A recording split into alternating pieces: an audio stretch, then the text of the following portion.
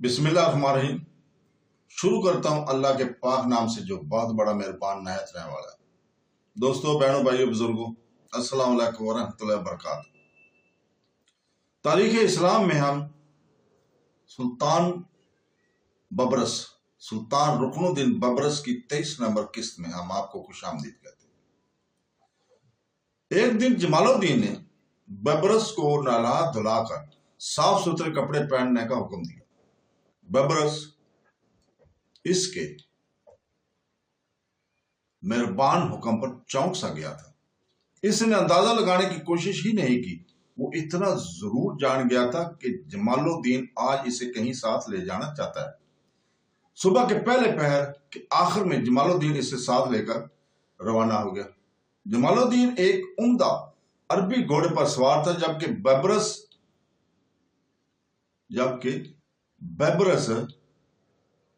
घोड़े की लगाम थाम रखी थी। बबरस ने वो दोनों कह रहा कि बाजारों में गुजरते हुए ऐवान शाही की जानिब जा निकले। बाजारों में घूमते हुए बबरस को अपना बीता हुआ वक्त याद आ रहा था। कह रहा मैं कुछ भी नहीं बदला था। ऐवान शाही के पास जाकर जमालुद्दीन ने इसे एक बड़े महल नुमा मकान के पास रुकने को कहा। बबरस ने घोड़े के मुंह पर अपने बाजार का हल्का बनाकर इसे ठहरा दिया। अपने बाजू का हल्का बनाकर इसे वहां ठहरा दिया। जमालुद्दीन घोड़े से उतरा और घोड़े को पहलू बने आरजी अस्तंबल में बांधने के लिए कहा। बबरस घोड़ा लेकर अस्तंबल की तरफ चला गया। कुछ ही लम्हों में घोड़ा बांध कर लौट आया। जमालुद्दीन इसके इंतजार में वहीं खड़ा हुआ था। वो इसे लेकर महल के अंदर दाखिल हो गया। दरबान ने इनकी जानिब देखा और सर हिला दिया। वो बड़े बड़े दरवाजों से गुजरता हुआ मेहमान खाने में पहुंच गया। इसकी यहां तक रहनुमाई एक गुलाम ने की थी। ये महल किसी आम शख्स का महल नहीं था, बल्कि अयूबी खानदान के बड़े जी वकार शख्स नजमुद्दीन अयूब का था, जो कि मौजूद 9 उम्र सुल्तान और मुल्कुल आदल का अतालिक था। यह सुल्तान मुल्कुल आदल का रिश्ते में चचा भी था। दरबारी और मुअज़्ज़ज़ मिस्री उमरा ने अपने बामी इत्तेफाक राय से सुल्तान का अतालिक मुकर्रर किया था। जमालुद्दीन इसके मेहमान खाने की बैठा इसी का इंतजार कर रहा था। कुछ लम्हों बाद नजमुद्दीन अयूब मेहमान खाने में दाखिल हुआ तो जमालुद्दीन के इस्तकबाल में उठ खड़ा हुआ। सलाम और दुआ के बाद नजमुद्दीन अयूब ने इससे इस्तगफार किया। कैसे आना हुआ? जमालुद्दीन अल-मराही। अमीर मोहतरम, जमालुद्दीन ने रवायती अंदाज में तमीद बांधी। अल्लाह आपकी शान और मर्तबा बुलंद करे और जाह जलाल हमेशा बरकरार रखे। मैं खुसूसी मुलाकात के लिए हाजिर हुआ था। ठीक है, बात मुख्तसर करना। नजमुद्दीन को इसका खुशामदी रवैया नागवार सर गुजरा। मैं पिछले दिनों दमिश्क गया हुआ था। हाँ, मैंने तुम्हारी वो सफारत वाली दस्तावेज देख ली है जो तुम लाए थे। क्यों, कोई बात ऐसी रह गई है जो तुम इसमें तहरीर नहीं कर सके? नजमुद्दीन अयूब ने इसकी बात बीच में ही काट दी। नहीं नहीं, ऐसी कोई बात नहीं। मैं इस सफारत के मुतालिक कोई बात करने हाजिर नहीं हुआ हूं, बल्कि एक उम्दा और लाजवाब तोहफा आपकी नजर करने आया हूं। जमालुद्दीन जल्दी से बोला। इससे खदशा था कि नजमुद्दीन बात का रुख किसी और जानब फेरेगा।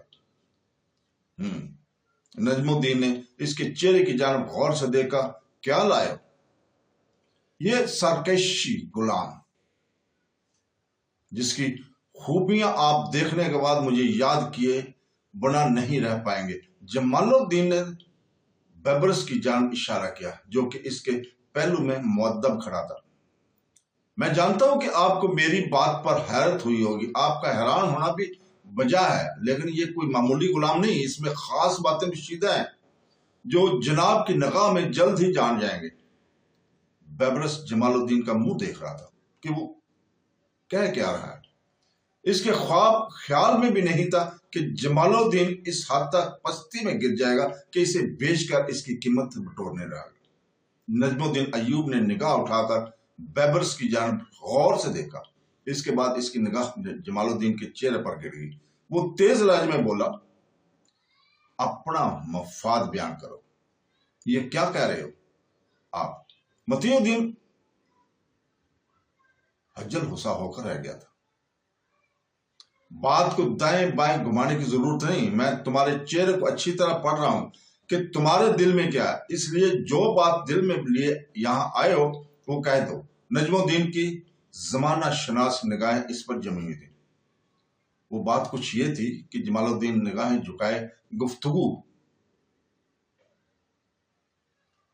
جھکائے ہوئے لفظوں کی ترتیب دینے کی کوشش کر رہا تھا۔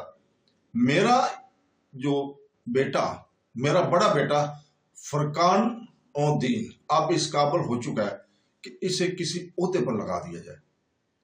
میں چاہتا تھا کہ آپ اسے قاضی القضات یا سوائے احتساب میں صاحب دیوان لگانے کا نامہ جاری کر دیں۔ وہ خود ہی خاموش ہو گیا۔ قاضی القضات یا سیگا احتساب ہی کیوں؟ نجم الدین ایوب کڑے لہجے میں پوچھا۔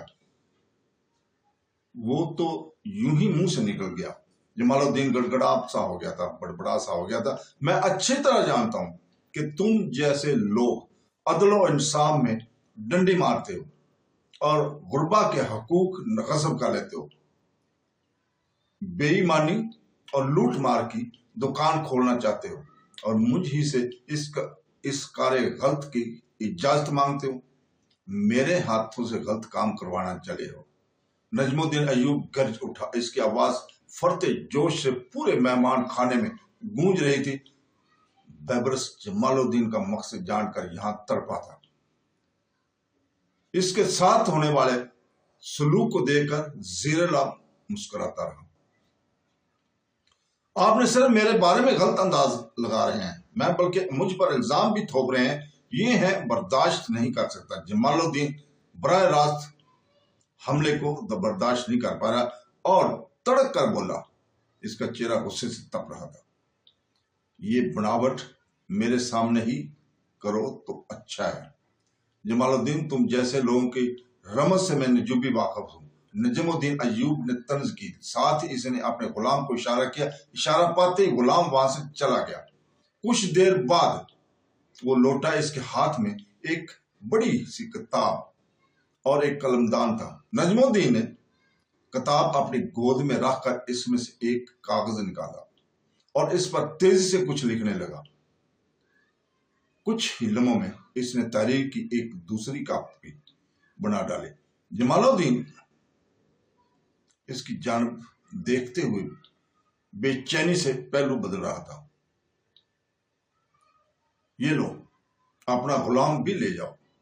حضور، غلام تو میں نے آپ کو نظر کیا ہے اور چیزیں واپس نہیں لیا کرتا، میں دی ہوئی چیزیں واپس نہیں لیا کرتا، چاہے میری اس فریق سے صلح ہو یا جھگڑا۔ جمال الدین نامہ پا کر تیز سے بولا۔ اس کے دل میں نامہ ملنے کی خوشی میں گدگدی سی ہونے لگی۔ کیا نام ہے؟ نام نہاد نوجوان بیبرس بندکدری۔ بیبرس نے اچانک اس کا رخ اپنی جانب مڑتے دیکھ کر جواب دیا، کہاں کے رہنے والے ہو؟ پچ پاک کے۔ تاتاری ہو؟ نہیں، ترک ہوں۔ تلوار چلانا جانتے ہو؟ جی ہاں، تاتاریوں سے سیکھی ہے۔ اگر تمہاری صلاحیتوں کا امتحان لیا جائے تو نجم الدین اس بات سے کرنے کے دوران کوئی خاص بات محسوس کر رہا تھا۔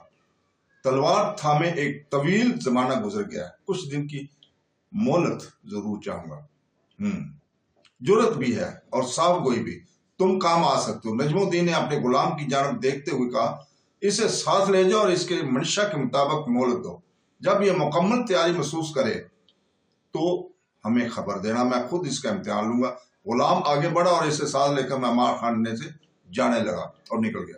نجم الدین نے جب سوالیہ نگاہوں سے جمال الدین کی جانب دیکھا تو وہ تیز سے اٹھ کھڑا ہوا اور سلام کرتا ہوا باہر نکل گیا۔